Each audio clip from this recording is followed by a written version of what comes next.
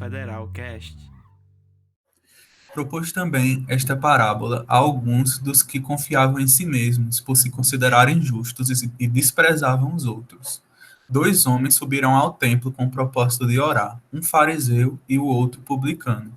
O fariseu, posto em pé, orava de si para si mesmo, desta forma: Ó Deus, graças te dou, porque não sou como os demais homens, roubadores, injustos e adúlteros, nem ainda como este publicano. Jejuo 2 vezes por semana e dou o dízimo de tudo quanto ganho. O publicano, estando em pé, longe, não ousava nem ainda levantar os olhos ao céu, mas batia no peito, dizendo: Ó Deus, sê propício a mim, pecador. Digo-vos que este desceu justificado para a sua casa e não aquele. Porque todo o que se exalta será humilhado, mas o que se humilha será exaltado. Vou fazer uma pequena oração. Santo Deus, nós louvamos a Ti, Pai, por essa palavra. E eu te peço, Pai, nesse momento que Tu venhas me usar para comunicá-la, Pai, de modo que seja fiel às Tuas Escrituras e que fale ao coração de todos que estão aqui presentes e também ao meu coração, Pai, pois Tua palavra ela é rica, Tua palavra nos confronta, mas ao mesmo tempo nos conforta pela graça do Teu Evangelho. Louvado seja o Teu nome por isso. Amém. Essa parábola que a gente acabou de ler, que é conhecida também como parábola do fariseu e publicano, Jesus proferiu ela quando ele estava a caminho de Jerusalém, né? Então, como vocês sabem, o início do ministério de Jesus é naquelas regiões da Galileia, Samaria, e conforme o ministério de Jesus vai se adiantando, ele vai indo em direção à Judéia, e no capítulo 17, no versículo 11, vocês vão encontrar essa informação, que Jesus ele já estava a caminho da Judéia, passando pela região da Galileia, e da Samaria. E nesse percurso, Jesus ele era cercado por multidões. Então, eram pessoas que buscavam curas, buscavam ver suas palavras, buscavam diversos milagres, como também Jesus era cercado pela elite religiosa daquela época, a exemplo dos fariseus, saduceus, que sempre estavam interrogando Jesus e sempre estavam procurando uma brecha para dizer que, na verdade, ele não era o Filho de Deus. Então, eles escutavam minuciosamente o discurso de Jesus, porque em qualquer detalhe ele queria jogar o discurso de Jesus contra eles, né? Então, era uma caminhada extremamente extensa, extremamente cansativa, né? Lidar com essas multidões e ainda com multidões que sempre tentavam desmerecer o ministério de Cristo. E no capítulo 18, bem no início, ele já traz uma parábola, que é a parábola do juiz iníquo, que está no versículo 1 ao versículo 8. Eu não sei quantos de vocês conhecem essa parábola, ela é bem conhecida, que conta a história de uma viúva, que ela importunava o juiz, que ele é dado como um juiz que não era um juiz justo, era um juiz iníquo, e ele não atendia a causa dessa viúva de jeito nenhum. E ela dizia que sempre estava lá aperreando esse juiz, e ele, em certo momento, ele cedeu à viúva. Ele disse, olha, eu vou atender a causa dessa viúva para que ela não me moleste, então eu vou atender essa causa. Então, o ensinamento dessa parábola está no versículo 7 e 8. Não fará Deus justiça aos seus escolhidos, que a ele clama dia e noite, embora pareça demorado defendê-lo, digo-vos que depressa lhes fará justiça. Contudo, quando vier o Filho do Homem, achará porventura fé na terra? Então, ainda nesse tema de oração, o ensinamento da parábola é: se o juiz iníquo atendeu a causa da viúva que o importunava, muito mais Deus não fará justiça aos seus escolhidos. Então, essa é uma verdade. Deus é um Deus que faz justiça aos seus escolhidos que o buscam em oração. E a partir do versículo 9, que foi o versículo que a gente leu, o texto vai dizer que Jesus propôs também esta parábola. E o uso desse termo também pode indicar duas coisas, né? Primeiro, que a parábola também falava de oração, né? E que o uso dessa expressão pode indicar que o público-alvo que Jesus estava falando para a parábola anterior do juiz iníquo, muito provavelmente era o mesmo. Por isso que ele usa essa expressão. Jesus também propôs esta parábola. Então, era uma parábola nova, com a temática semelhante, que girava em torno da oração, para o mesmo grupo, mas era uma parábola com nuances e com ensinamentos diferentes. E o texto vai dizer: propôs também esta parábola a quem? A alguns que confiavam em si mesmos, por se considerarem justos e desprezavam os outros. Muitas parábolas na Bíblia, Jesus não diz de uma forma tão direta Na verdade, Lucas, né, que escreveu esse evangelho, não diz de uma forma tão direta ao público ao qual Jesus estava se dirigindo, e para a gente descobrir isso, a gente precisa fazer uma hermenêutica mais detalhada do texto, mas aqui ele vai dizer, ó, ele se dirigiu a essa parábola a pessoas que confiavam em si mesmos, por se considerarem justos e desprezavam os outros. E como eu tinha falado, não sei quantos estavam no estudo que eu dei na parábola do construtor, né, da casa que estava edificada sobre a terra e a casa edificada sobre a rocha, sempre quando a gente vai interpretar uma parábola, é essencial a gente entender o contexto que ela foi proferida, e entender o contexto é entender os agentes aos quais Jesus se dirigia. Isso porque toda parábola ela tem um objetivo, que a gente encontra lá em Marcos, capítulo 4, 10 ao 12, que diz o seguinte: a vós outro vos é dado conhecer o mistério do reino de Deus, mas aos de fora tudo se ensina por parábolas, para que vendo, vejam e não percebam, e ouvindo, ouçam e não entendam, para que venham a converter-se e achem perdão para eles. Então, toda parábola, ela confrontava, né? Não tem como você ficar em cima do muro, né? Ou ela levava a um lado ou ao outro. E por a parábola ter esse caráter de confrontar aqueles que estavam ouvindo, entender quem era esse grupo é essencial para interpretar a parábola. E ainda que não torne claro, né, que ele diz, alguns que confiavam em si mesmos, se considerarem justos e desprezavam os outros, a gente consegue entender que, muito provavelmente, essa parábola foi dirigida à elite religiosa daquela época, porque eram pessoas que tinham exatamente essas características. E o texto vai continuar. Ele vai falar que essa parábola foi para alguns que confiavam em si mesmos, por se considerarem justos e desprezavam os outros, e ele começa a parábola. 2 homens subiram ao templo com o propósito de orar, um fariseu e um publicano. Então, ele vai falar que existiam 2 homens, e os 2 homens subiram ao templo para orar. Então, os judeus, eles tinham muito esse costume, diferente do que a gente tem hoje na nossa tradição cristã, de ir para a igreja orar, não necessariamente por ter um culto de oração, ou por ter um culto formal. Eles simplesmente, eu estou com vontade de orar, vou para a igreja.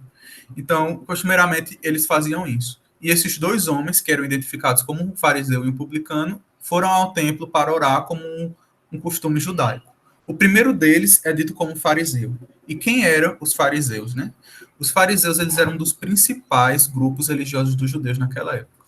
Eles eram bastante conhecidos, porque ao longo do ministério de Jesus, os fariseus, eles sempre estavam presentes, eles sempre estavam, como eu te falei, da multidão, eles sempre estavam rondando cada passo que Jesus dava, querendo incriminá-lo, querendo desmerecer o seu ministério, e eles eram representantes rigorosos da lei mosaica.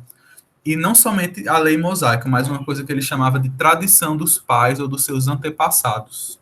Né? Eram tradições que não necessariamente estavam na lei de Moisés, extremamente rigorosas e que eram passadas de geração em geração.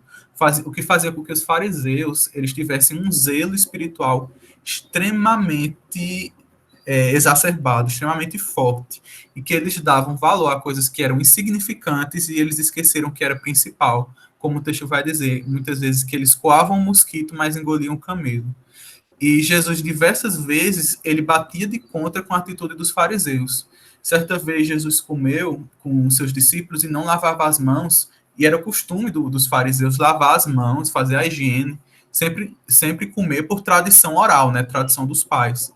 E eles criticaram Jesus, e ele disse, respondeu-lhes, bem profetizou Isaías a respeito de vós, hipócritas, como está escrito, este povo honra-me com os lábios, mas o seu coração está longe de mim. E em vão me adoram, ensinando doutrinas que são preceitos de homens, negligenciando o mandamento de Deus, guardais a tradição dos homens. Então, essa era a grande questão dos fariseus, né? Eles guardavam com com muito zelo, uma tradição de homens e negligenciavam o mandamento de Deus. E os fariseus, eles detinham forte influência naquela época, incitando as pessoas contra Jesus e, enfim, mataram muitos profetas por causa desse zelo excessivo da lei mosaica e da lei oral. Porém, nem todos os fariseus eram tão hostis assim como contra Jesus, né? Se a gente for lá em João 3, a gente vai encontrar Nicodemos, né? Que vai ter com Jesus, e ele demonstrava uma hostilidade menor, né? Ele não era hostil ao ministério de Cristo como diversos outros fariseus. Mas esse era o perfil geral dos fariseus, para a gente situar um pouco essas duas pessoas que foram orar no templo. O segundo grupo eram os publicanos. Quem eram os publicanos? Os publicanos, eles eram cobradores de impostos. E, como vocês sabem, Israel ele estava sob o domínio romano. Então, os impostos que os publicanos arrecadavam iam para o Império Romano. Então, por isso, os publicanos eles eram odiados, principalmente pelos judeus mais nacionalistas que diziam que esse povo trabalha para Roma, esse povo aqui só está para atrapalhar a nossa unidade nacional como povo judeu. E, além disso, eles praticavam bastante extorsões, né? Então, eles cobravam uma coisa que, na verdade, era mágica, a pessoa devia, ou fazia aquele famoso... Nós somos brasileiros, entendemos muito bem, né? Aquele famoso caixa 2, fazia os roubos aí, né? Então, eles tinham essa fama, né, de extorsões, de traição, e na Bíblia, a gente vê diversos exemplos de publicanos, né? O apóstolo Mateus era um publicano, Zaqueu, ele era um publicano. Então, nem todo publicano, ele tinha essa fama, né, de extorsão, e muitos deles se arrependeram dos seus pecados, né? Como é o caso de Zaqueu. E por eles terem contato direto com os gentios, né, para cobrar impostos, os fariseus o consideravam como impuros, a ponto de eles não permitirem que as pessoas sentassem com publicanos, sentar à mesa com eles.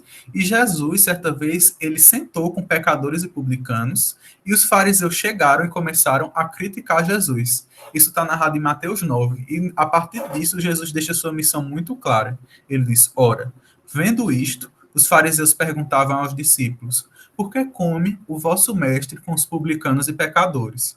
Mas Jesus, ouvindo, disse, os sãos não precisam de médico, e sim os doentes. Ide, porém, e aprendei o que significa. Misericórdia quero, e não holocausto. Pois vim chamar justos, pois não vim chamar justos, perdão, e sim pecadores. Então, esse era o escopo. Esses eram os fariseus, esses eram os publicanos. Um não se dava com o outro, e os dois foram em direção ao templo para orar. E Lucas ele vai narrando, né, a parábola de Jesus, e vai começar inicialmente falando pela oração do fariseu. Isso aí a gente vai encontrar a partir do versículo 11. O fariseu, posto em pé, orava de si para si mesmo, desta forma. Aqui a gente tem primeiro duas informações. Primeiro, que ele orava posto em pé.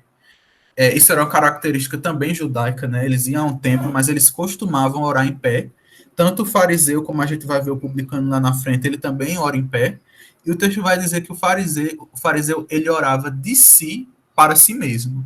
Então, é como se o centro da oração do fariseu era ele mesmo, né? Essa oração dele era uma expressão de uma vida autocentrada, uma vida centrada no eu. Então, muitas vezes a oração é reflexo do nosso entendimento que temos de Deus e acerca do entendimento que temos de nós mesmos diante desse conhecimento de Deus. E o fariseu demonstrava isso através de uma oração, que às vezes a pessoa dizia, nossa, porque ele orou desse jeito? Ele orou desse jeito porque a vida dele era centrada nele. Então, a vida dele era uma vida completamente autocentrada. E hoje em dia, a gente tem um desafio muito grande, né?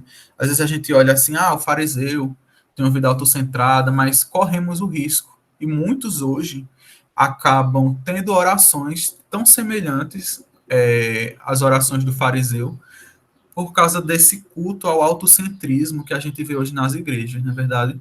A gente vê muito teologias que enfatizam demasiadamente o eu, o encorajamento pessoal, o sucesso financeiro, o coach. Muitas vezes a gente canta músicas em adoração e em oração também, que só fala de nós. Eu. Fala quase pouco de Deus e fala quase pouco da comunidade, né? Porque no culto, a gente não adora só, a gente adora em comunidade. Então, muitas vezes, a gente não acaba ligando para isso, mas quantas e quantas vezes, quando a gente para olhar algumas liturgias e algumas práticas que fazemos, que elas são autocentradas. E a gente deve ter cuidado com isso para a gente, diferente diferente do fariseu não fazer do publicano não fazer essa oração, né, de si para si mesmo. Mas a gente deve entender que quando a gente ora, a gente é totalmente dependente de Deus. A gente não pode orar somente de si para si mesmo, como se a gente fosse autossuficiente. Em João, capítulo 15, versículo 5, Jesus dizendo que ele é a videira e que nós somos os ramos, quem permanece em mim e eu nele se dá muito fruto, ele diz uma coisa no final interessante. Porque sem mim nada podeis fazer. Então, se a gente não pode fazer nada sem Cristo, inclusive orar, a gente não pode orar de si para si mesmo, né? A gente deve orar de si para Deus, que é o mesmo Deus que sustenta a nossa oração, que ora junto conosco, de forma que às vezes a gente nem consegue orar como a gente deve, mas ainda assim o Espírito Santo intercede por nós. Essa deve ser nossa atitude diferente da oração do fariseu. Mas apesar do fariseu orar dessa forma, de si para si mesmo, olha o que diz depois. Ó oh Deus, graças te dou. Então, isso parece uma contradição, né? Ele no início ora de si para si mesmo e depois ele dá graças a Deus. E ele dá graças a Deus por quê? Graças a Deus. Porque não sou como os demais homens, roubadores, injustos e adúlteros, nem ainda como esse publicano. Com essa expressão, o fariseu mostrava que ele tinha uma visão extremamente elevada de si mesmo. A referência que ele tinha de que ele era uma pessoa santa, de que ele era uma pessoa boa, a percepção dele era o outro, né? Então, por mais que ele tivesse muito conhecimento de Deus, né, ainda com conhecimento falho, entender de uma forma autêntica, ele não entendia quem de fato ele era. Ele não entendia sua pecaminosidade. Ele não entendia a sua pequenez. Porque a referência dele de santidade não era Deus. A referência dele era o outro. Então ele sempre se achava melhor. Ele sempre se achava santo. Jonas Madureira, ele escreveu um livro chamado Inteligência Humilhada. E ele diz uma verdade muito importante, que é o seguinte. Eu vou ler na íntegra. Deus é a única referência que conduz o homem a um verdadeiro autoconhecimento. Quando o homem tem por referência o outro, ou a si mesmo, ele vai acreditar um engano acerca de quem ele de fato é. Como esse fariseu. Ele olhava para o outro, via que o outro, na visão dele, era mais pecador, então ele se achava o máximo. Então, e quando ele olhava para si, como a gente vai ver depois, ele vai se gloriar e trazer seus méritos diante de Deus. E todo esse movimento de tentar se conhecer, se identificar a partir do outro e a partir de nós mesmos, são conhecimentos falhos, né? São dinâmicas falhas, porque Deus é a referência que nos conduz a uma identidade com autenticidade, a um verdadeiro conhecimento de quem nós somos. E quantas vezes, queria que vocês pensassem nisso, muitas pessoas passam a vida acreditando em ilusões acerca de quem são, porque simplesmente a referência delas está errada. Então, existem muitas pessoas que se definem a partir de algo que ela sente, se definem a partir de algo que ela passou no passado, se define a partir de um familiar que tem um determinado comportamento em casa. Então, o outro sempre acaba sendo o motivo de você extrair quem você é. E isso é muito importante, porque é a partir dessa percepção de quem nós somos que a gente expressa isso em oração. A oração do fariseu não era mais nada menos do que uma expressão de tudo aquilo que ele acreditava que ele era, mas que era uma mentira, né?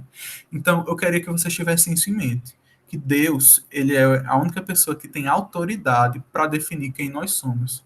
De modo que se a gente estiver distante de Deus, a gente está distante do conhecimento também de quem nós somos. E esse era o estado desse fariseu, né? Então, como eu disse, a nossa percepção de identidade, a forma como a gente vê, impacta a forma como a gente ora. E Agostinho fala isso nas Confissões, que a gente deve confiar a nossa identidade daquele que nos conhece por completo. Porque, vamos pensar, Deus nos conhece por completo. O salmista vai dizer que Deus nos formou dentro do ventre materno, desde o ventre materno. Acredito que é o Salmo 139 a 136, não lembro agora. Se vocês botem no chat aí, quem lembrar. O texto também vai dizer que Deus esquadrinha e sonda os nossos corações e nossas mentes.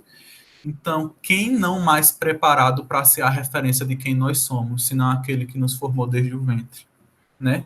E esse Deus que é santo, quando a gente olha para ele, a gente de fato descobre quem a gente é, que nós somos pecadores. No livro 10 das Confissões, Agostinho diz que eu te conheça, ó conhecedor de mim, que eu te conheça, tal como sou conhecido por ti. De modo que não tem como dissociar essas coisas, de que a gente conhece a Deus, e a partir do momento que a gente conhece a Deus, a gente se conhece também. Porque ele é o grande conhecedor de quem nós somos, né? É, e depois disso, ele cai em tentar se definir, tentar se apresentar diante de Deus a partir dos seus próprios méritos, né? Se antes ele olhou para os menos pecadores, para os mais pecadores, segundo ele, e para o publicano, agora ele olha para si mesmo e ele vai se orgulhar das suas obras. O primeiro deles é o jejum.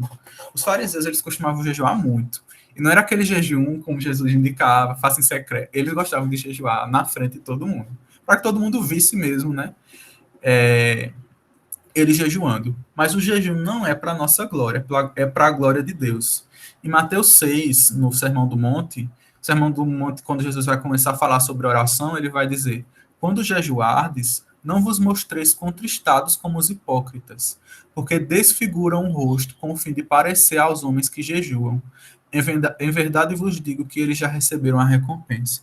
Tu, porém, quando jejuares, unge a cabeça e lava o rosto, com o fim de não parecer aos homens que jejuas, e sim ao teu pai em secreto. E teu pai que vem em secreto te recompensará. Então, o jejum, ele é para a glória de Deus. Não, a gente não deve chegar para Deus como um mérito, como esse fariseu fez.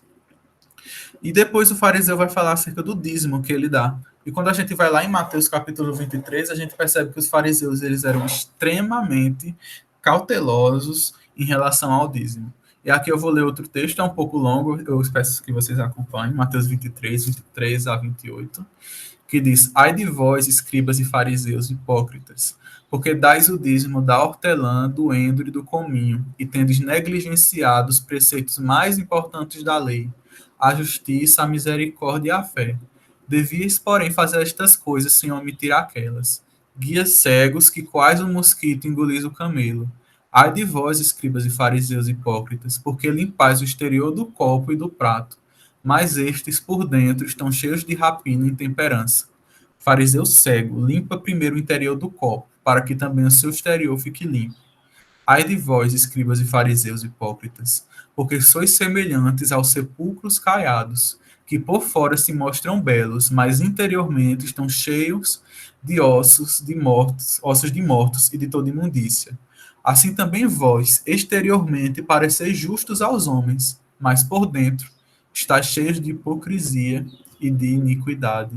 Então, essa era a oração do fariseu. Era uma oração cheia de um conhecimento equivocado de quem ele era, ele se achava mais do que os outros, ele se achava menos pecador do que os outros, e ele levava diante de Deus todos os seus pseudoméritos, o jejum, o dízimo, achando que era isso que iria o justificar diante de Deus, quando na verdade não é nosso desempenho, não é nosso mérito que nos justifica. Então, essa oração do fariseu é uma oração clara de uma oração que Deus não recebe, é uma oração que não agrada a Deus.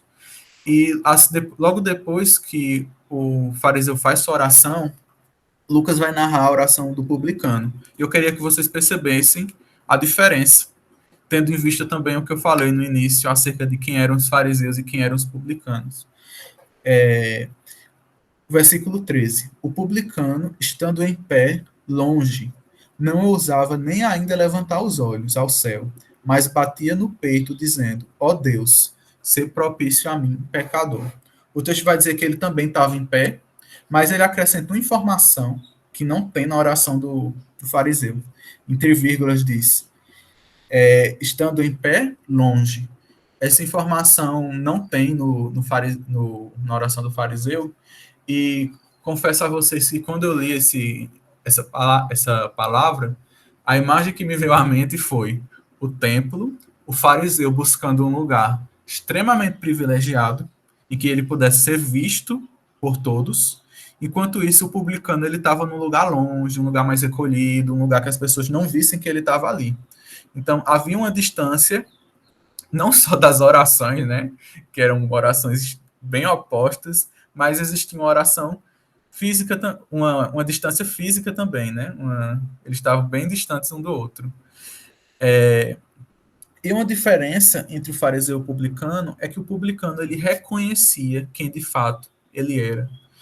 O fariseu ele falhava em olhar para Deus e enxergar quem de fato ele era. Então ele buscava outras estratégias, né? Outros movimentos. Ele olhava para o outro, ele olhava para seus próprios méritos. Mas o publicano não. Perceba, o publicano ele não olha para as suas obras. Ele não tem orgulho das suas obras, porque ele vai dizer que ele é um pecador. Ele não olha para uma outra pessoa, não olha para o fariseu. Mas a referência do publicano em saber quem ele era Deus. E tendo essa referência, a gente percebe que a identidade do publicano era uma identidade autêntica, era verdadeira, porque ele decidiu olhar para o Senhor. E olhando para o Senhor, vendo a sua santidade, ele conheceu quem de fato ele era, verdadeiramente. Ele demonstrou um verdadeiro autoconhecimento acerca de si mesmo, porque ele tinha Deus como referência. E a partir disso, ele vai dizer: ser propício a mim, pecador. Então ele reconhece que ele é pecador e mais, ele reconhece que ele precisa de propiciação. Ele diz: ser propício a mim, pecador. Propiciação significa a ira de Deus sendo apaziguada em relação ao nosso pecado. Então, o publicano ele não vai com seus méritos, ele vai com fé na misericórdia de Deus, confiante de que ele poderia obter essa misericórdia. Então, ele clamava por misericórdia, como se fosse tudo que ele precisasse. Mas já o fariseu, ele orava para Deus como se ele não precisasse de nada, né? Ele orava dizendo: ó Deus, como se fosse assim, eu já tenho tudo, eu só estou avisando, né? Que eu já tenho jejum, já tenho oração, já sou santo. Então, essa é a grande diferença. E a oração do publicano deve ser um grande exemplo para nós. Essa é a postura que a gente deve chegar diante de Deus. E se você tem alguma dúvida acerca de oração, como a gente deve se portar diante de Deus, estude um pouco acerca de quem Deus é e acerca de quem nós somos, porque é a partir desse conhecimento que a gente vai ter uma visão correta de como a gente deve se prostrar diante de Deus em reverência, entende? Muito do que a gente vê hoje é falta do conhecimento de quem Deus é, de quem nós somos. Por isso que a gente vê tanta coisa que chega a ser tosca em relação à oração. Porque as pessoas acham que Deus é um empregado, que Deus está apenas para fazer o que elas querem, porque falta esse conhecimento. Então, que a gente venha, a partir disso, a aprender um pouco com o coração do publicano. E Jesus vai dar uma resposta em relação a isso. A gente vai encontrar no final do texto, no versículo 14, que é a resposta de Jesus. Digo-vos que este desceu justificado para a sua casa. Este quem? O publicano. E não aquele, o fariseu. Porque todo que se exalta será humilhado, mas o que se humilha será exaltado. Aqui Jesus ele vai trazer uma verdade sobre a justificação, né? A justificação como um ato, uma expressão jurídica, né? De declarado justo, e que ela não é um benefício conquistado pelas nossas boas obras, ou pelo nosso desempenho, pela nossa oração performada, mas é pela fé na misericórdia de Deus, sabendo que somos pecadores e que não temos nada a oferecer a Deus. E a base dessa doutrina, né, que é a justificação pela fé na misericórdia de Deus, a gente encontra isso desde Gênesis, né? Abraão não tinha nada para oferecer a Deus, e em Gênesis vai dizer que Abraão creu em Deus e isto lhe foi imputado para justiça. E esse termo em Gênesis é um grande texto que justifica a questão da justificação pela fé e foi uma das grandes bandeiras da reforma protestante quando ela disse sola fide, né? É apenas pela fé. Que é esse instrumento pelo qual Deus nos conduz à justificação. Então, para ser justificado, é preciso reconhecer a miséria do nosso pecado e que somos completamente dependentes da misericórdia de Deus, que a gente não tem nada a oferecer a Deus e que a gente precisa chegar a partir disso em humildade ao Senhor, né? E a palavra de Deus vai dizer que Deus se opõe aos orgulhosos, mas concede graça aos humildes. Isso a gente encontra em Provérbios 3, 34. E em Efésios 2, falando um pouco mais sobre justificação, um texto clássico que vai dizer: porque pela graça sois salvos mediante a fé, e isto não vem de vós, é dom de Deus, não de obras, para que ninguém se glorie, né? Então a justificação é isso. A gente é salvo pela graça, e que isso não vem de vós, é dom de Deus, não é de obras, como o fariseu, ao trazer sua oração, imaginava acerca da vida cristã dele, que era sustentável por aquilo que ele fazia, e não pela graça de Deus. Mas não é de obras, para que ninguém se glorie, né? O publicano não se gloriou, o publicano correu em busca da misericórdia de Deus. A partir disso, eu queria trazer algumas aplicações para vocês, 3 aplicações, para a gente encerrar esse estudo. A primeira delas eu queria que vocês se perguntassem, né? Como você tem orado? Se você tem orado com regularidade, né? Porque muitas vezes a gente é falho em relação a isso. Mas tente fazer um raio-x aí na sua mente de como anda a sua vida de oração. Isso porque não só a igreja brasileira, tá? Mas a igreja em geral, nos últimos anos, foi contaminada por diversas doutrinas que afirmavam que o homem deveria ser o centro na oração, né? Então, algumas expressões como autoridade do crente e alguns jargões que surgiram principalmente no meio evangélico, como eu determino que isso aconteça, e outras atitudes, se a gente for parar para pensar, elas se assemelham mais à atitude da oração do fariseu do que do publicano. Mas a nossa oração deve ser uma oração humilde, deve ser uma oração reconhecendo quem de fato somos, porque nós não decretamos, nós não determinamos nada. É Deus quem decreta, é Deus quem determina. A gente suplica a Deus pela misericórdia dele. E o publicano até mesmo gesticula isso, né? Porque o texto vai dizer que ele bateu no peito. Normalmente a gente pensa que bater no peito como um ato de orgulho, né? Um ato cívico até, mas entenda esse bater no peito como ele reconhecendo sua própria miséria. E é assim que a gente deve se achegar diante de Deus em oração. Em Mateus 6, novamente, voltando a Mateus 6, porque é a parte do Sermão do Monte que Jesus mais fala sobre oração, ele vai dizer: quando orardes, não serdes como os hipócritas, porque gostam de orar em pé nas sinagogas e nos cantos das praças, para serem vistos dos homens.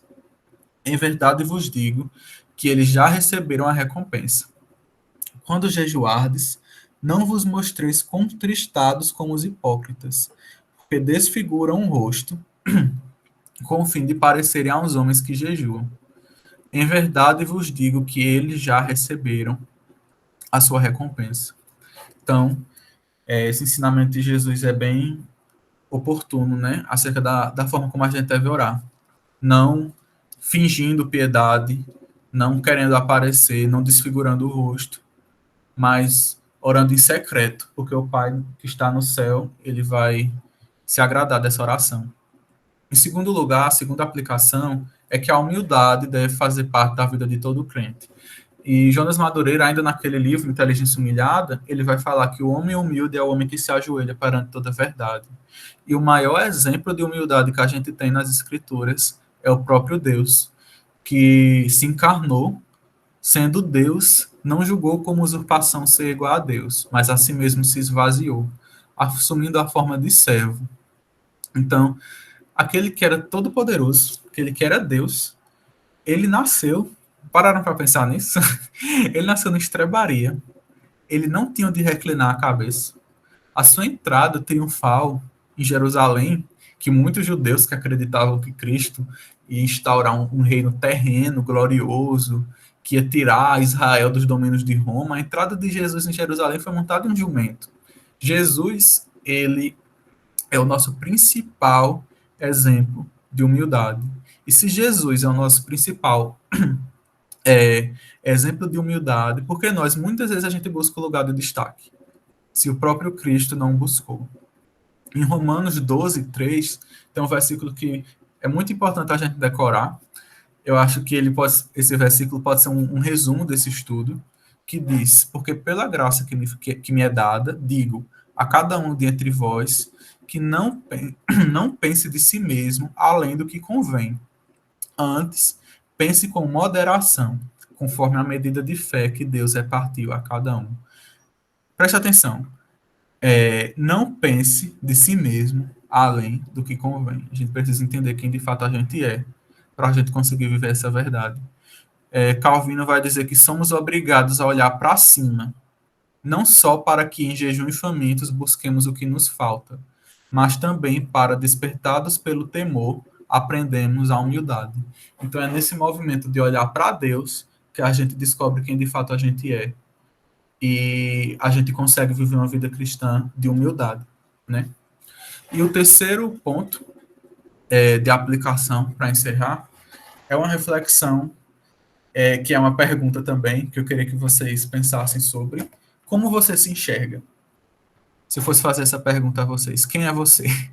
Como você se enxerga? O que você me responderia? A forma como a gente se vê, a nossa identidade, ela impacta de forma direta nossa vida cristã, em todos os aspectos. E nesse sentido específico do que a gente está estudando hoje, a oração. Se você se vê como uma pessoa pecadora, você vai orar de uma forma. Agora, se você se vê como uma pessoa justa, você vai orar de uma forma completamente diferente. Normalmente a gente evangelizava a Missão Federal quando estava no presencial, e a gente sempre fazia essa pergunta, né? Não sei quantos lembram. Mas quem é Deus para você, ou como você se enxerga? E a pessoa dizia, mas eu sou uma pessoa maravilhosa, eu sou uma pessoa isso. E perceba que a definição que aquela pessoa tinha de si mesma já dizia tudo. Já dizia como a pessoa vivia. A pessoa já consegue fazer vários links, né? A partir daquilo que a pessoa se identifica. A partir de como ela vive, a partir da cosmovisão dela, a partir de como ela ora, como ela se porta, tudo a partir de uma pergunta: como você se enxerga? Qual é a sua identidade? Mas a gente deve ter uma correta identidade, uma correta percepção de quem nós somos, a olhar para Deus, e não olhar para nós mesmos, e não olhar para o outro, mas para o Senhor. E a partir disso, se enxergando como um pecador nas mãos de um Deus santo. Isso faz toda a diferença. Jonas Madureira, ele vai dar alguns nomes para essas definições. Queria que vocês gravassem, porque são nomes bem simples. O primeiro é a telreferência, que é um pressuposto que nós enxergamos a nós mesmos a partir de Deus. Deus é a nossa referência, que define qual é a nossa identidade. O segundo é a egorreferência.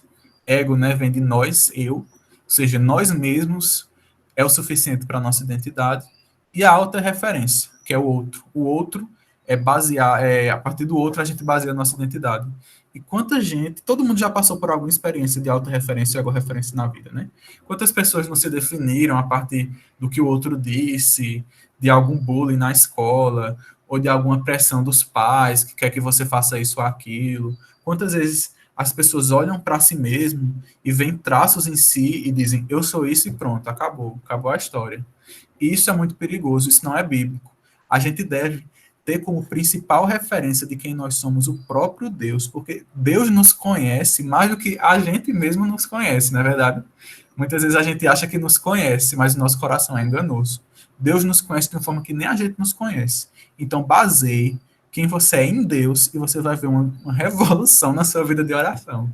Porque você vai entender quem Deus é e quem você é. E você não vai cair no erro do fariseu. E entendendo, a partir dessa telreferência, tendo Deus como referência de quem nós somos, a gente vai encontrar finalmente a autenticidade de quem nós somos, né? Porque todas as outras vias sempre vão conduzir a uma inautenticidade. As pessoas vão viver acreditando que são algo que elas não são. E não tem nada mais triste do que isso, né? Tem uma frase nesse livro que diz: na distância em relação a Deus, as pessoas estão privadas de quem de fato são e acham que são mais do que são, ou acham que são menos do que são. E o publicano, mesmo com todos os rótulos que a sociedade impunha sobre ele, de ladrão, de que extorquiu o povo, que era a favor de Roma, que não podia sentar com ele, e todos esses rótulos que muitas vezes influenciam, né, a forma como a gente se enxerga, receber rótulos se influencia, ainda assim ele demonstrou se enxergar de uma forma correta através da oração, porque ele disse: Deus, tem compaixão de mim, porque eu sou pecador. E você? Agora eu faço essa pergunta. Agora eu queria lhe provocar.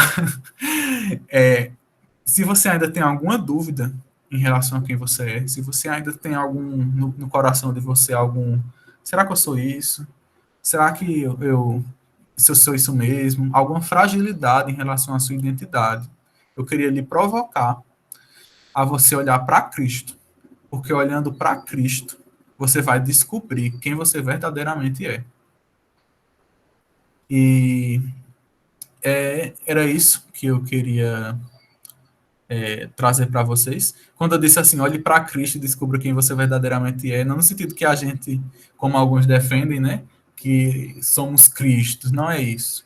Mas é que o conhecimento de Deus, quando a gente olha para Deus, a gente se depara com nossa pequenez e com a nossa miséria.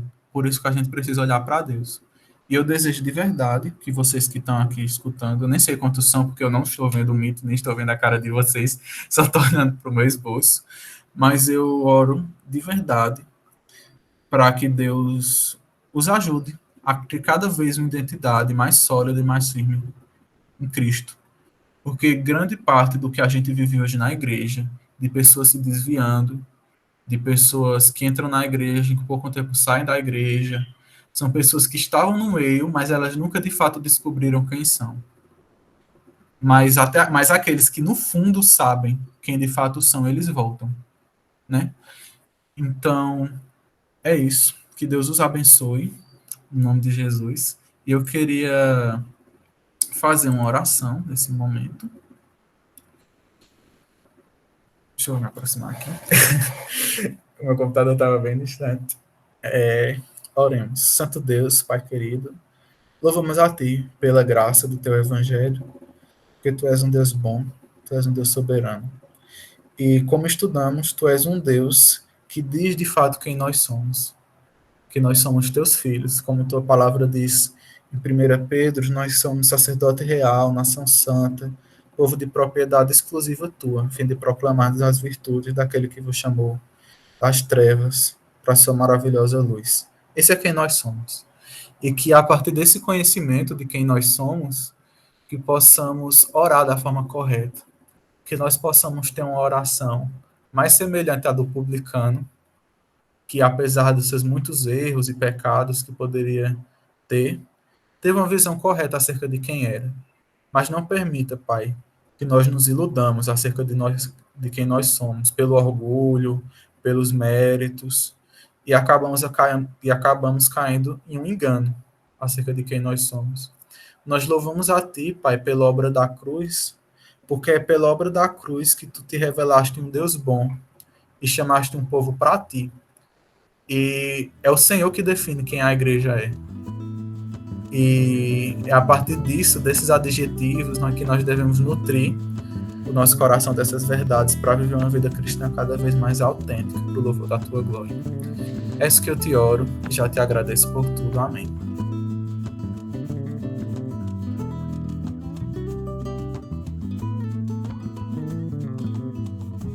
Cada membro, um missionário. Cada vida, uma missão.